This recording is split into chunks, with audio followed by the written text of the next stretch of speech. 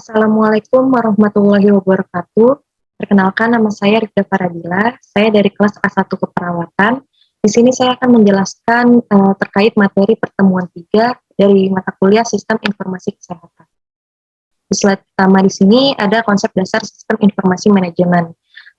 Di sini juga ada prosedur pemrosesan datanya yang berdasarkan teknologi informasi, terintegrasi dan integrasikan dengan prosedur manual dan prosedur yang lain, lalu untuk menghasilkan informasi yang tepat waktu dan efektif, dan juga untuk mendukung proses pengambilan keputusan manajemen. Nah, sehingga dalam tahapan yang tadi akan membuat beberapa SOP guna menunjukkan kelancaran penerapan sistem yang tertata dengan rapih dan baik. Lalu juga sarana pendukungnya sangat penting, bahkan bisa dikatakan mutlak untuk operasional rumah sakit. Di sini juga ada implementasi sistem informasi manajemen pada rumah sakit. Institusi pelayanan kesehatan yang menyelenggarakan pelayanan kesehatan perorangan secara paripurna yang menyediakan pelayanan rawat inap, rawat jalan, dan gawat darurat. Contohnya itu ada Computer Based Information System atau sistem informasi berbasis komputer. Contohnya itu sistem informasi manajemen rumah sakit atau suatu sistem teknologi informasi komunikasi yang memproses dan mengintegrasikan seluruh alur proses bisnis layanan kesehatan dalam bentuk jaringan koordinasi, pelaporan, dan juga prosedur administrasi yang mendukung kinerja dan memperoleh informasi secara tepat dan akurat.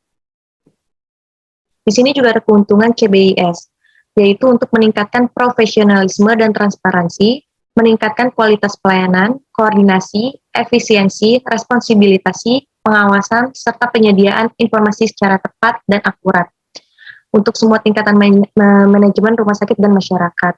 Lalu juga menjadi organisasi yang responsif, inovatif, efektif, dan efisien. Di sini juga masih ada keuntungannya, kemajuan teknologi informasi dan telekomunikasi, lalu rekam medis elektronik, resep elektronik, arsip digital, dan INA CBGS. Di sini juga pembayaran menjadi cash, kartu ATM, transfer bank, kartu kredit, lalu juga jaminan kesehatan, jam kesmas, jam sostek, askes, dan asuransi lainnya. Lalu keuntungan selanjutnya, kebutuhan data dan informasi yang terintegrasi, seperti pelayanan pasien, rekam medis, keuangan, dan sebagainya.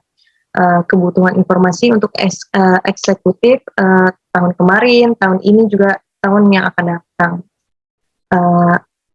Lalu di sini ada update SIMRS-nya ke teknologi terkini, teknologi jaringan dan komputer, teknologi telekomunikasi, dan juga teknologi pengolahan data seperti teks, gambar, dan juga video. Di sini juga ada perkembangan organisasi seperti perubahan prosedur, lalu peraturan pemerintah atau perubahan kebijakan rumah sakit. Di sini juga ada kebutuhan organisasi dengan CBIS, yaitu percepatan akan implementasi sistem informasi manajemen rumah sakit yang terintegrasi, lalu percepatan akan kebutuhan teknologi informasi di rumah sakit sebagai tool atau alat ukur kinerja organisasi. Lalu ada perlunya laporan untuk manajemen rumah sakit maupun dinas terkait. Lalu juga kebutuhan untuk menjadi organisasi yang responsif, inovatif, transparan, efektif, dan efisien. Diperlukan implementasi sistem informasi manajemen rumah sakit yang terintegrasi dan berkesinambungan.